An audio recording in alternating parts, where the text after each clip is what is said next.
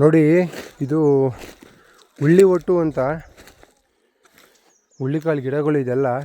ಇದು ಆ್ಯಕ್ಚುಲಿ ನಾನು ಕುರಿ ಫಾರ್ಮ್ ಮಾಡ್ತಾಯಿದ್ದೀನಲ್ವಾ, ಬೇಸಿಗೆನಲ್ಲಿ ಕುರಿಗಳಿಗೆಲ್ಲ ಮೇವಾಗೋದಕ್ಕೆ ಹಸಿರು ಮೇಗೆ ತೊಂದರೆ ಆಗಬಹುದು ಅಂದ್ಬಿಟ್ಟು ನಾನು ಅದಕ್ಕೆ ಅಡ್ವಾನ್ಸಾಗಿ ಈ ಮುಂಗಾರಲ್ಲೇ ಇದನ್ನ ತೊಗೊಂಡಿದ್ದೀನಿ. ಏನು ಹುಳ್ಳಿ ಒಟ್ಟನ್ನ. ಅದು ಆ್ಯಕ್ಚುಲಿ ನಾವು ಬೆಳೆದಿತ್ತಲ್ಲ, ನಮ್ಮೂರ ಹತ್ರ ಅಲ್ಲಿ ಬೂದನಹಳ್ಳಿ ಅಂತ ಐತೆ, ಅಲ್ಲಿ ಇಷ್ಟಕ್ಕೆ ನೋಡಿ 15,000 ರೂಪಾಯಿ ಕೊಟ್ಟು ತೊಗೊಂಡಿರೋದು. ಇಷ್ಟು ಹುಳ್ಳಿ ಒಟ್ಟಿಗೆ 15,000 ರೂಪಾಯಿ ಕೊಟ್ಟು ತೊಗೊಂಡಿರೋದು. ಒಂದು 50 ಕುರಿ ಇಲ್ಲಾಂದ್ರೆ ಒಂದು 2-3 ತಿಂಗಳು ಮೇಯ್ಬೋದು ಇಷ್ಟು ಹುಳ್ಳಿ ಒಟ್ಟನ್ನ.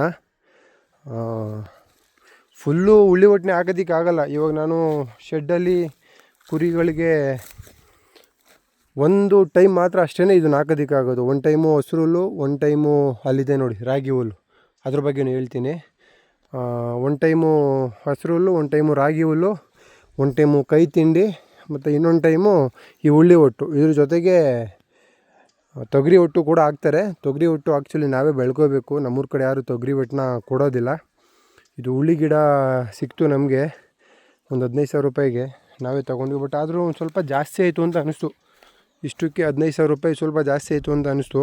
ಬಟ್ಟು ನಮಗೂ ಬೇರೆ ಆಪ್ಷನ್ ಇರಲಿಲ್ಲ. ಇವಾಗ ಅವಶ್ಯಕತೆ ತುಂಬ ಇದ್ದಿದ್ದರಿಂದ ಜಾಸ್ತಿ ಆದರೂ ಪರವಾಗಿಲ್ಲ ಅಂದ್ಬಿಟ್ಟು ಹುಳ್ಳಿ ಒಟ್ಟನ್ನ ಕೊಟ್ಟು ಕಾಸು ಕೊಟ್ಟು ತೊಗೊಂಡ್ವಿ. ತಿರ್ಗಾ ಇದು ರಾಗಿ ಹುಲ್ಲು. ಇದು ನಮ್ಮದು ಹಳೆ ಮೆದೆ, ರಾಗಿ ಹುಲ್ಲು ಮೆದೆ ಇದು.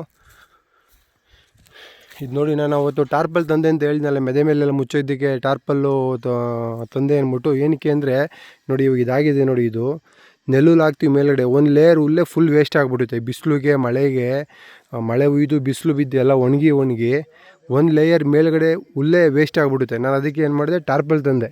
ಸೊ ಇವಾಗ ನೆಕ್ಸ್ಟು ಅಲ್ಲಿ ಹಾಕಿದ್ದೀವಿ ನೋಡಿ, ತೋರಿಸ್ತೀನಿ. ಅದು ನಾವು ಬೆಳೆದಿರೋ ಹುಲ್ಲೇ ಇದು.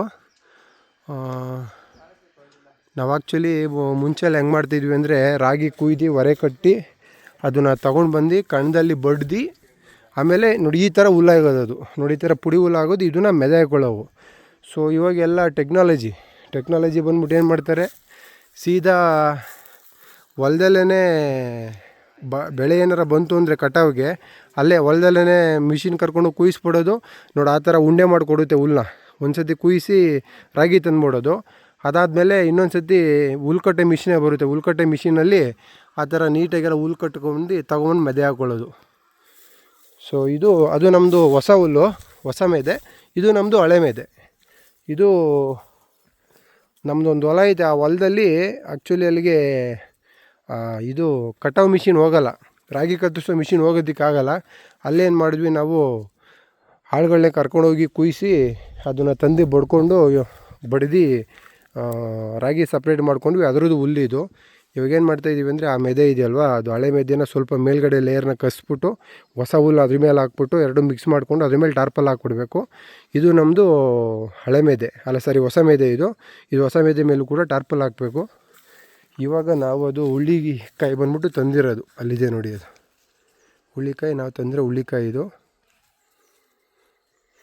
ಕುರಿಗೆ ಹಸಿಗೆ ಶೆಡ್ ಮಾಡಬೇಕು, ಫಾರ್ಮ್ ಮಾಡಬೇಕು ಅಂದ್ಕೊಂಡಿದ್ದೀನಿ. ಸೊ ಅದಕ್ಕೆ ಎಲ್ಲ ಬೇಕಾಗುತ್ತೆ ಈ ಹುಲ್ಲು. ಸೊ ಅದಕ್ಕೇನೆ ನಾವು ತಂದು ಮೆದೆ ಹಾಕ್ಕೊಂಡಿದ್ದೀವಿ.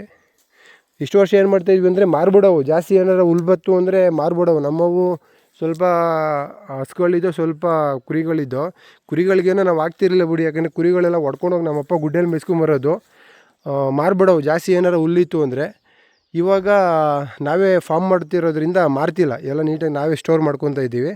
ಇದು ನಮ್ಮದು, ಇದೆಲ್ಲ ಫುಲ್ ಹುಲ್ಲು ನಮ್ಮದು ಇದು ನೋಡಿ.